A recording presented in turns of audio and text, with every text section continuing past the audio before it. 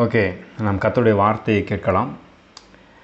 இப்போ இன்றைக்கி மட்டும் இல்லை, இந்த காரியத்தை நான் ரெக்கார்ட் பண்ணுறேன். ஆகவே இந்த செய்தியை இதுக்கப்புறம் ஆடியோவாக கேட்கிறவர்களுக்கும் இதை நான் சொல்லிவிடுகிறேன். நீங்கள் இதை கேட்பதற்கு முன்பதாக நீங்களும் திருவிருந்து எடுக்கும்படியாக ஒரு சின்ன ஆயத்தத்தை பண்ணிக்கோங்க. வீட்டில் இருக்கிற திராட்சை ரசம் இருந்தால் எடுத்துக்கோங்க, இல்லைனா ஏதோ ஒரு ஜூஸ் இல்லை தண்ணி பிஸ்கட் ஏதாவது ஆயத்தம் பண்ணி வச்சுக்கோங்க.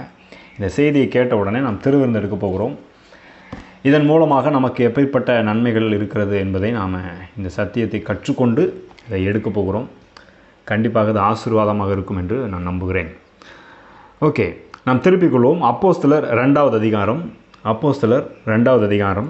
46வது வசனம். அப்போஸ்தலர் 2வது அதிகாரம் 46வது வசனம்.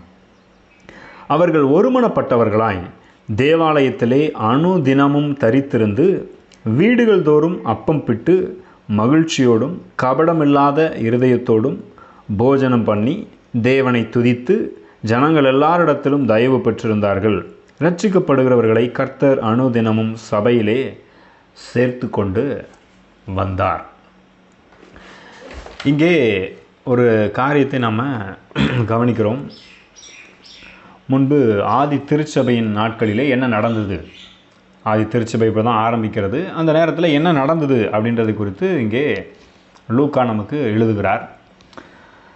பாருங்கள், கிறிஸ்தவர்கள் ஒவ்வொரு நாளும் ஒருவர் சந்தித்து வந்தார்கள்.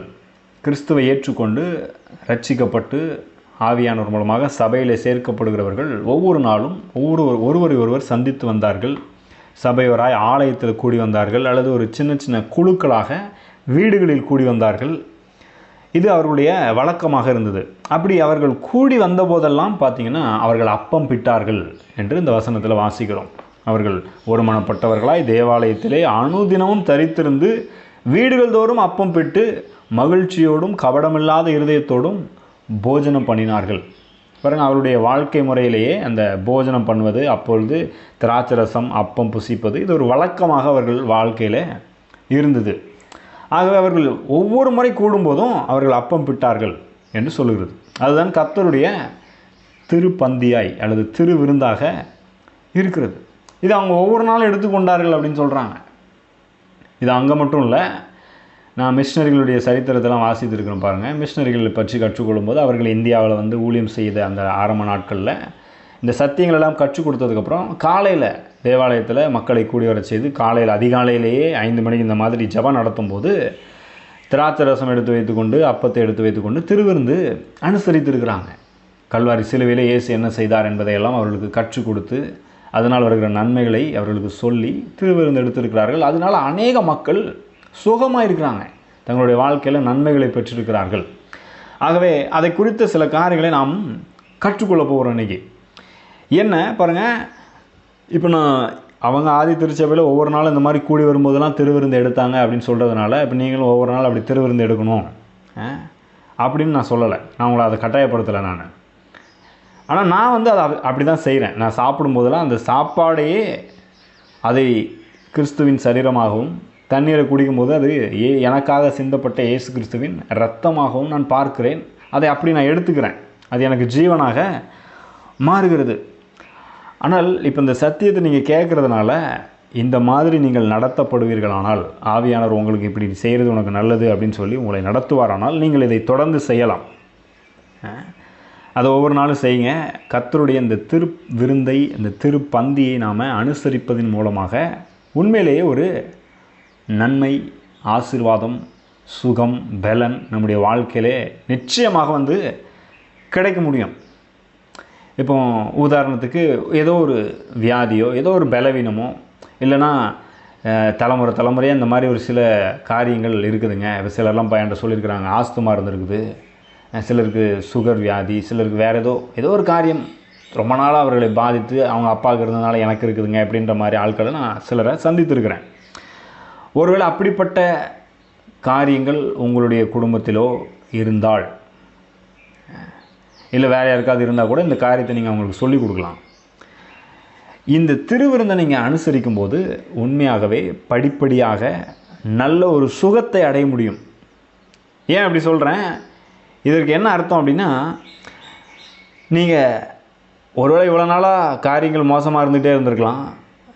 வேதத்தில் அந்த பெரும்பாடுள்ள ஸ்திரியை குறித்து கூட வாசிக்கிறோம் இல்லையா? அவள் டாக்டர்கிட்ட காட்ட காட்ட அவளுடைய நிலைமை இன்னும் மோசமாகி கொண்டே போனது அப்படின்னு வாசிக்கிறோம். சற்றாகிலும் குணமடையாமல் இருக்கிற நிலையை விட இன்னும் மோசமாகி கொண்டே போகிறாள். மார்க் 5வது அதிகாரத்தில் அதை வாசிக்கிறோம். சில நேரத்தில் யாராலையும் சுகப்படுத்த முடியாத அளவுக்கு கைவிடப்படுகிறாங்க மக்கள் இல்லையா? கிறிஸ்தவ சபைக்கு வருகிற விசுவாசிகளும் அப்படிப்பட்ட நிலையில் இருக்கிறாங்க. அப்போ எப்படிங்க இதெல்லாம் சரியாகிறது? நான் சொல்லுகிறேன், நாம் கர்த்தருடைய திருவிருந்தை அனுசரிக்கும் போதே அந்த சுக வாழ்வு உங்கள் வாழ்க்கையில் துளிர்க்க ஆரம்பிக்கும். அது 30 மடங்காக, 60 மடங்காக, 100 மடங்காக உங்கள் வாழ்க்கையில் படிப்படியாக நீங்கள் அந்த பரிபூரண சுகத்தை அடையும்படி உங்களுடைய விசுவாசத்தை அது வலுப்படுத்தும். உங்களுக்கும் அந்த நம்பிக்கை அதிகரிக்கும். உங்களுடைய மனநிலையே மாறும். ஏன் இதை நான் சொல்கிறேன்? எனக்கு நல்லா ஞாபகம் இருக்குது. நான் ரட்சிக்கப்பட்ட புதுசில் இல்லை சின்ன வயசில் சண்டே ஸ்கூல் இந்த மாதிரிலாம் போன நாட்களில் ஞாபகம் இருக்குது. மக்கள் அந்த நாட்களில் பார்த்திங்கன்னா ஒரு தலைவலி வந்தாலும் சரி, ஒரு காய்ச்சல் வந்தாலும் சரி, எதுனாலும் சரி உடனே ஜெபம் பண்ணுவோம், பாஸ்டர்கிட்ட போய் ஜெபம் பண்ணிக்கலாம், இல்லைனா யார்கிட்டையாவது ஜெபம் பண்ண சொல்லுவோம், அவங்க நமக்காக ஜெபம் பண்ணுவாங்க அப்படிலாம் சொல்லுகிற ஒரு வழக்கம், அப்படிப்பட்ட மனநிலை மக்களுக்கு இருந்தது. ஆனால் இன்றைக்கி அப்படி இல்லை பாருங்கள். இன்றைக்கி மனநிலையை மாறிடுச்சு. எதுனாலும் உடனே அங்கே போயிடலாம், இங்கே செஞ்சிடலாம், இவங்க இந்த டாக்டர்கிட்ட போயிடலாம், பிறகு டாக்டர்கிட்ட போகிறது, மருந்து மாத்திரை எடுத்துக்கொள்கிறது, அதெல்லாம் நான் தவறு சொல்லலை. ஆனால் அந்த நாட்களில் முதலாவது நம்ம ஜெபம் பண்ணலாம், ஆண்டவர்கிட்ட கேட்கலாம், ஆண்டவர் உதவி செய்வார் அப்படின்ற ஒரு மனநிலை இருந்தது. இன்றைக்கி அது அப்படியே மாறி இருக்கிறத நான் பார்க்குறேன். நான் கூட நிறைய பேருக்கு ஜெபம் பண்ணியிருக்கிறேன். ஏதாவது கிராமங்கள்லாம் போகும்போது ஏதாவது உடம்பு சரியில்லைன்னா உடனே ஐயா ஜெபம் பண்ணுங்க அப்படின்னு சொல்லுவாங்க. ஆனால் இன்றைக்கி அந்த காரியங்களெல்லாம் அப்படி என்ன செய்திருக்கிறது? மாறி இருக்கிறது. சிலர் ஒருவேளை இப்படிலாம் மாறினா கூட பல காரியங்களை முயற்சித்தா கூட சுகமடையாமல் இருக்கிறாங்க.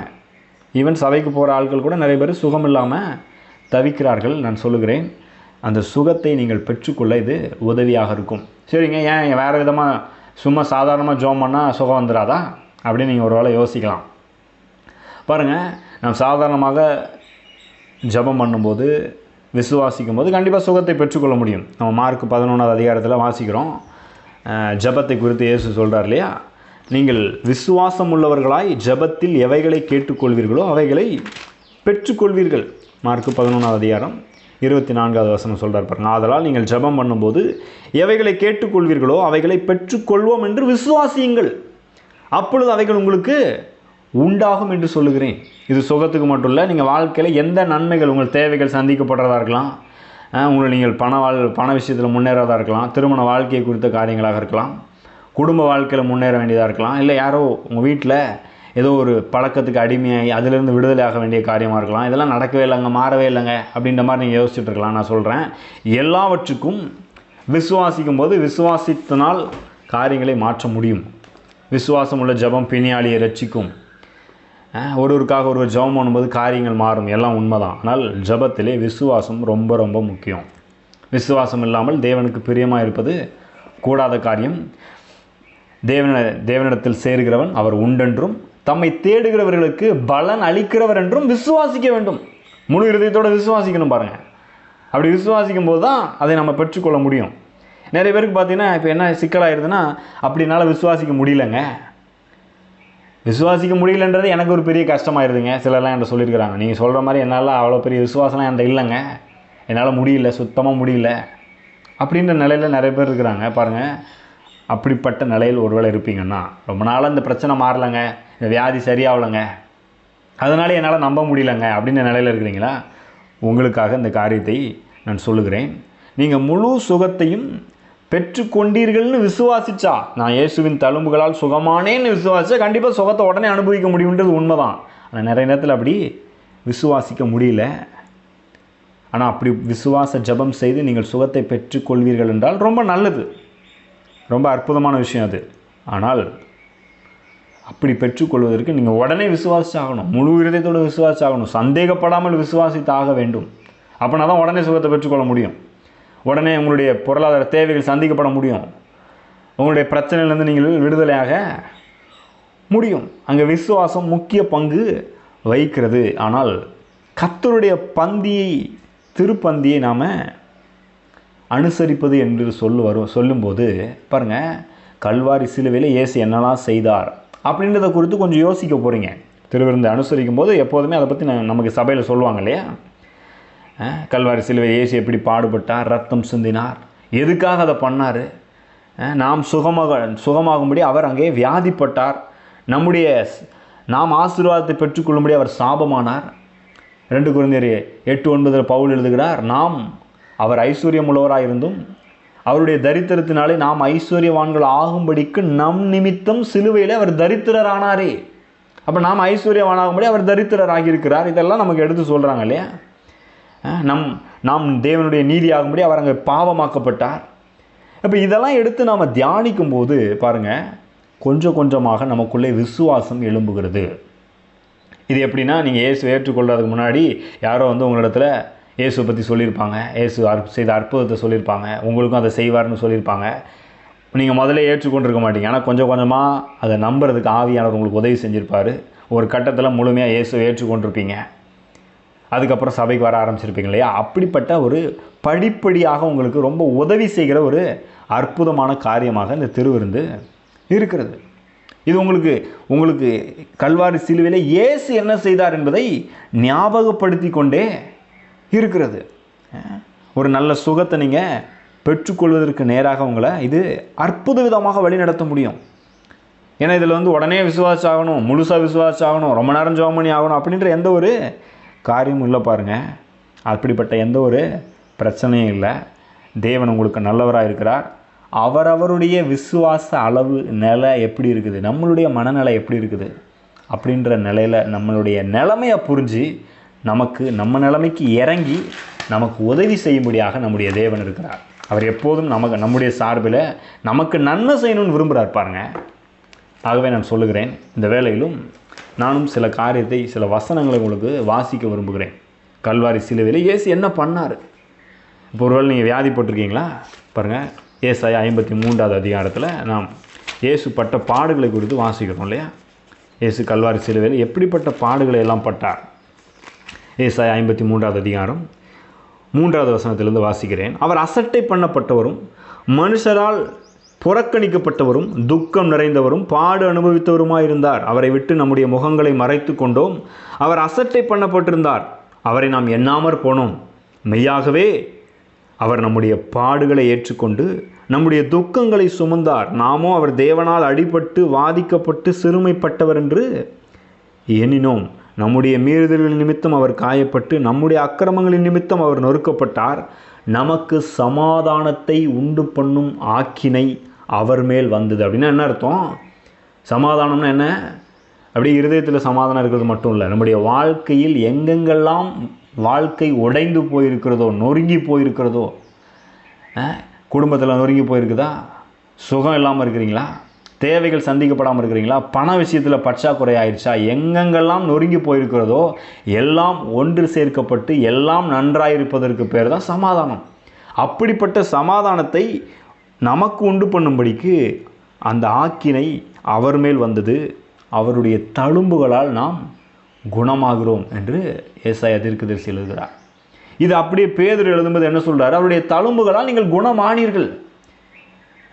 நம்முடைய பாவம் நீங்கியது, சாபம் நீங்கியது, வியாதி நீங்கியது, தரித்திரம் நீங்கியது, நம்முடைய தேவைகளெல்லாம் சந்திக்கப்படுகிறது, நம்முடைய பற்றாக்குறையெல்லாம் கல்வாரி சிலுவையில் அவர் மேலே வைக்கப்பட்டது. அவருடைய ஆசீர்வாதம், அவருடைய நன்மை, அவருடைய நிறைவு, அவருடைய மகிமையின் ஐஸ்வர்யம் எல்லாம் நம்மேல் வைக்கப்பட்டது அவரை விசுவாசித்து நாம் ஏற்றுக்கொண்ட போது. அதனால தான் 2 கொரிந்தியரில் சொன்னோம் இல்லையா? 2 கொரிந்தியர் 8வது அதிகாரம் 9வது வசனத்தில் சொல்லுகிறார், நம்முடைய கர்த்தராகிய இயேசு கிறிஸ்துவின் கிருபையை அறிந்திருக்கிறீர்களே. என்ன கிருபை அது? அவர் ஐஸ்வர்யம் உள்ளவராக இருந்தும் நீங்கள் அவருடைய தரித்திரத்தினாலே ஐஸ்வர்யவான்கள் ஆகும்படிக்கு உங்கள் நிமித்தம் தரித்திரரானாரே. அப்போ பாருங்கள், கல்வாரி சிலுவையில் என்னெல்லாம் உண்டாயிருக்கிறது? நமக்கு ஐஸ்வர்யம் உண்டாயிருக்கிறது, சுகம் உண்டாயிருக்கிறது, பலன் உண்டாயிருக்கிறது, நன்மை உண்டாயிருக்கிறது, நம்முடைய மனதில் நல்ல சமாதானம், நிறைவு உண்டாயிருக்கிறது. குழப்பமில்லாத வாழ்க்கைக்கு என்ன தேவையோ அதையெல்லாம் அவர் செய்திருக்கிறார். நாம் கைவிடப்பட்ட நிலையில் உணர்கிறோமா? அதையும் அவர் சரி செய்கிறார். என்றால் அவர் கல்வாரி சிலுவையில் நமக்காக கைவிடப்பட்டவராய் தொங்கினார். இப்படி எல்லாவற்றிலும் நமக்காகத்தான் கல்வாரி சிலுவையிலே ஒவ்வொரு பாடுகளையும் அவர் அனுபவித்தார். தம்முடைய இரத்தத்தை சிந்தினார், தம்முடைய சரீரத்தை பிற்கும்படியாக ஒப்பு கொடுத்தார். அப்போ நான் சொல்கிறேன், இன்னைக்கு அதை நாம் விசுவாசிக்கும் போது ஒவ்வொரு நாளும் நீங்கள் அவருடைய இரத்தம் எனக்காக சிந்தப்பட்டது என்று சொல்லி நீங்கள் இந்த திருவிருந்தை அனுசரிக்கும் போது என்ன நடக்கிறது? பாருங்கள், அவருடைய ரத்தம் எனக்காக சிந்தப்பட்டது, அவருடைய சரீரம் எனக்காக பிற்கப்பட்டது அப்படின்னு அதை அனுசரிக்கும் போது, இதை ஞாபகப்படுத்தும் போது உங்களுடைய மனநிலையிலே ஒரு மாற்றம் உண்டாகிறது. நீங்கள் இன்னும் அதிகமாக அவரை விசுவாசிக்க ஆரம்பிக்கிறீங்க. அப்போ இது என்னுடைய தகுதினால் கிடையாது, நான் என்ன பண்ணன்றதுனால கிடையாது, அவர் எனக்காக எல்லாத்தையும் செஞ்சுருக்கிறாரு, நான் அவரை நம்ப போகிறேன், அவரை விசுவாசிக்க போகிறேன்னு அந்த விசுவாசம் அதிகரிக்க ஆரம்பிக்குது. உடனே உங்களால் விசுவாசிக்க முடியாமல் இருக்கலாம்.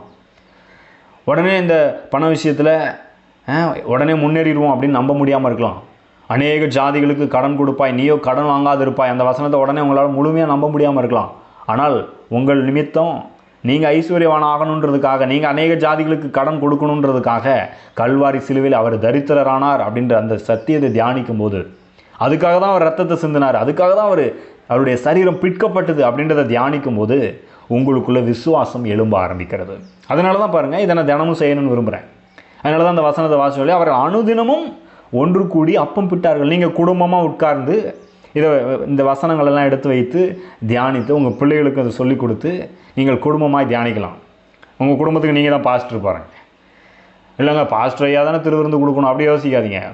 அவரவர் குடும்பத்திற்கு நீங்கள் தான் பாஸ்டராக இருக்கிறீங்க.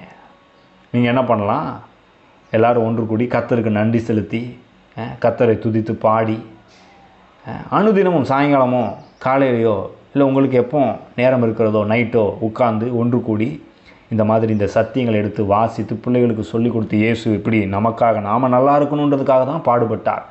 பிள்ளைங்களுக்கு சொல்லிக் கொடுக்கலாம், நீ நல்லா படிக்கணுன்றதுக்காக தான் அவர் பாடுபட்டார், நீ சுகமாக இருக்கணும்னு தான் அவர் பாடுபட்டார். பாருங்கள், அதை கற்றுக் கொடுக்கும்போது என்ன ஆகிறது, உள்ளத்தில் பெரிய நம்பிக்கை உண்டாகிறது. நான் அந்த அளவுக்கு சரியில்லை அப்படின்ற மாதிரி தோணும்போது கூட, இல்லை இயேசு என்னுடைய நீதியாக இருக்கிறார், எனக்காக அவர் பாடுபட்டிருக்கிறார், அந்த சத்தியம் நம்முடைய நினைவுக்கு வருகிறது.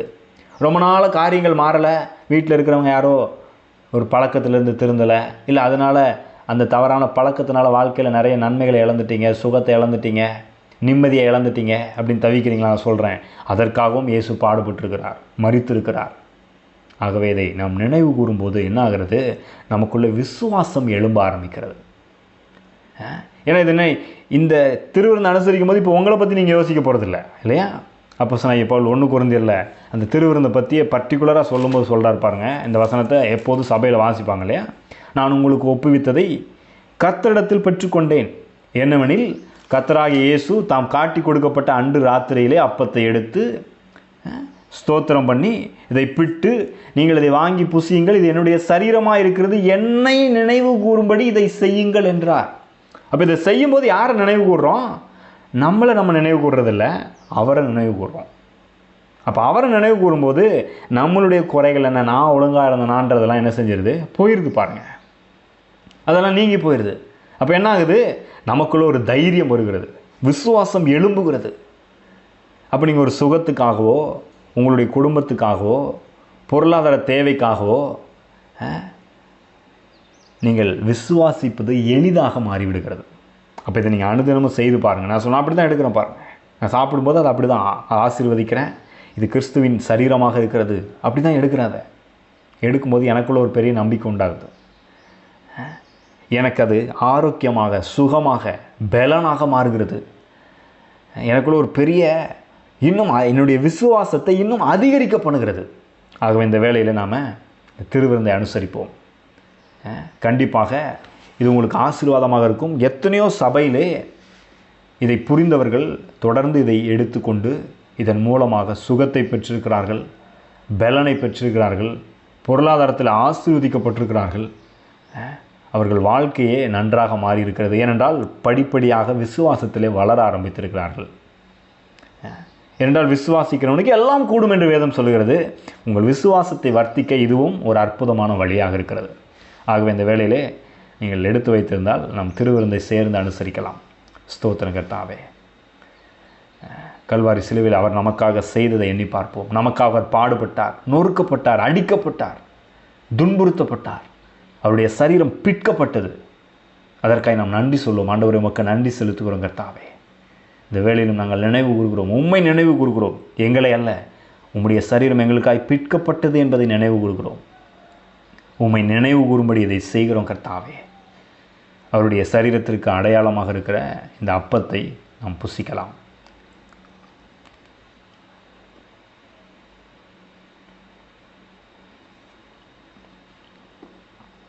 அவர் போஜனம் பண்ணின பின்பு அவர் அந்தபடியே பாத்திரத்தையும் எடுத்து, இந்த பாத்திரம் என் இரத்தத்தினால் ஆகிய புதிய உடன்படிக்கையாக இருக்கிறது, நீங்கள் இதை பானம் பண்ணும் போதெல்லாம் என்னை நினைவு கூறும்படி இதை செய்யுங்கள் என்றார். இப்பவும் பாருங்கள், அவரை நினைவு கூறும்படி தான் இதை நாம் செய்கிறோம்.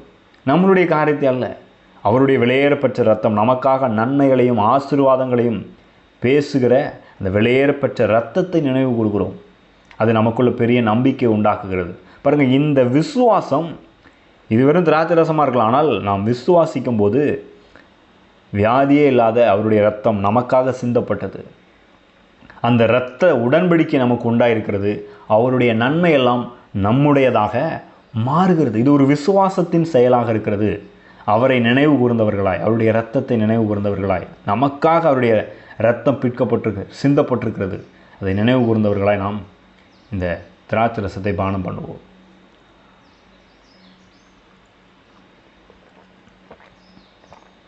Thank you Lord. நன்றி ஆண்டவரே. நம்ம அவருக்கு நன்றி செலுத்துவோமா? ஸ்தோத்திரம் கர்த்தாவே, நன்றி செலுத்துகிறோம் கர்த்தாவே. பாருங்கள், ஒவ்வொரு நாளும் நாம் நிறைய பேர் மாத்திரை மருந்தெல்லாம் 3 வேளைக்கு எடுக்கிறாங்க. நான் சொல்கிறேன், இந்த திருவிருந்தை எனக்காக அவர் அடிக்கப்பட்டார், நொறுக்கப்பட்டார், என்னுடைய வலி வேதனை வியாதிகள் எல்லாவற்றையும் அவர் சுமந்தார், என் தரித்திரத்தை பண பற்றாக்குறையை சிலுவையில் அவர் எடுத்துக்கொண்டார் என்பதை நீங்கள் தியானித்து இதை செய்வீர்கள் என்றால் 3 வேளையும் இதை மருந்து மாத்திரை மாதிரி எடுத்துக்கிட்டிங்கன்னா, அவருடைய அப்பம், அவருடைய சரீரம் எனக்காய் பிற்கப்பட்டது, அவருடைய இரத்தம் எனக்காய் சிந்தப்பட்டது, இதை நினைவு கூறும்போது பாருங்கள், நம்முடைய சரீரம் சுகமாகிறது, புதிய பலன் உண்டாகிறது, நம்முடைய தரித்திரம் நீங்குகிறது, ஆசீர்வாதம் நம்ம மேல் வந்து பலிக்கிறது, நமக்குள்ளே விசுவாசம் அதிகரிக்கிறது. ஸ்தோத்திரம் கர்த்தாவே. பரிசுத்த ஆவியானவரையும் நாங்கள் துதிக்கிறோம். இந்த வேளையில் ஆண்டவர் இந்த வார்த்தையை கேட்கிற திருவிருந்தை அனுசரித்த அவருடைய வாழ்க்கையிலே ஆண்டவரே உம்முடைய நன்மைகளெல்லாம் வந்து பலிப்பதாக, சுகம் உண்டாவதாக. சுகம் இல்லாதவர்களுக்கு சுகம் உண்டாகட்டும், பலன் இல்லாதவர்களுக்கு பலன் உண்டாகட்டும், பணத்தில் குறைவுள்ளவர்களுக்கு ஆண்டவரே நிறைவு உண்டாகட்டும். இவர்களுக்காய் நீர் சிலுவையிலே ஆண்டவரே தரித்திரராகியிருக்கிறீரே, உம்முடைய ஐஸ்வர்யம் இவர்கள் வாழ்க்கையிலே வந்து பலிப்பதாக, உம்முடைய மகிமையின் ஐஸ்வர்யத்தினாலே இவருடைய தேவைகளெல்லாம் நிறைவாய் சந்திக்கப்படுவதாக. இயேசுவின் நாமத்தினாலே இவருடைய மனதார ஆசீர்வதிக்கிறேன். சுகமும் பலனும் ஜீவனும் வெற்றியும் வாழ்வும் ஐஸ்வர்யமும் ஆசீர்வாதமும் இவர்கள் வீட்டிலே தங்கியிருக்கட்டும் என்று ஜெபிக்கிறோம் கர்த்தாவே. எல்லா நன்மையும் வந்து பலிக்கட்டும். கல்வாரி சிலுவையில் நீங்கள் என்னெல்லாம் செய்திருக்கிறீங்களோ அதனுடைய எல்லா ஆசீர்வாதங்களும் இவர்கள் வாழ்க்கையில், இவர்கள் தலையில், இவர்கள் பிள்ளைகளுடைய வாழ்க்கையில் வந்து பலிப்பதாக. தவறான பழக்கத்திலிருந்து விடுதலை உண்டாவதாக ஆண்டவரே, நன்மை உண்டாவதாக, குடும்பத்தில் நல்வாழ்வு உண்டாவதாக, திருமண வாழ்க்கையில் ஒரு ஆண்டவரே ஆசீர்வாதம் உண்டாவதாக, சந்தோஷம் உண்டாவதாக, பெருக்கம் உண்டாவதாக கர்த்தாவே. இவருடைய பிள்ளைகளுடைய வாழ்க்கை ஆசீர்வதிக்கப்படுவதாக. தலைமுறை தலைமுறையாக அவர்கள் நன்றாக இருக்கும்படி நீர் கல்வாரி சிலுவிலே பாடுபட்டு மரித்து இரத்தம் சிந்தி ஜீவனையை தந்திருக்கிறீர். அதற்காக நன்றி செலுத்துகிறோம். உடைய விலையேறப்பெற்ற இரத்தத்திற்காக, பிற்கப்பட்ட உடைய சரீரத்திற்காக நன்றி செலுத்துகிறோம். எல்லா ஆசீர்வாதங்களும் ஒரு வாழ்க்கையில் வந்து பலிக்கிறதற்காக நன்றி செலுத்துகிறோம். ஆண்டவராகிய இயேசு கிறிஸ்துவின் நாமத்தில் ஜெபிக்கிறோம் நல்ல பிதாவே, ஆமென். நீங்கள் ஆசீர்வதிக்கப்பட்டவர்களாகவே நீங்கள் வாழுங்கள். God bless you. இந்த செய்தி உங்களுக்கு மிகுந்த ஆசீர்வாதமாக இருந்திருக்கும் என்று நம்புகிறோம். இதை உங்கள் நண்பர்களோடும் பகிர்ந்து கொள்ளுங்கள். காலையில் கடவுளோடு என்கிற இந்த ஜெபம் திங்கள் முதல் சனிக்கிழமை வரை ஒவ்வொரு நாளும் காலை 5:30 மணி முதல் 6 மணி வரை கூகுள் மீட் இணையதளத்தில் நடைபெறுகிறது. இதில் நீங்களும் நேரடியாக கலந்து கொள்ள விரும்பினால் 9487660939 என்கிற எண்ணிற்கு நீங்கள் தொடர்பு கொள்ளலாம் அல்லது வாட்ஸ்அப் மூலமாக மெசேஜ் அனுப்பலாம். உங்களுக்கு அதற்கு தேவையான லிங்க் மற்றும் விவரங்கள் அனுப்பி வைக்கப்படும். நீங்கள் ஆசீர்வதிக்கப்பட்டவர்கள்.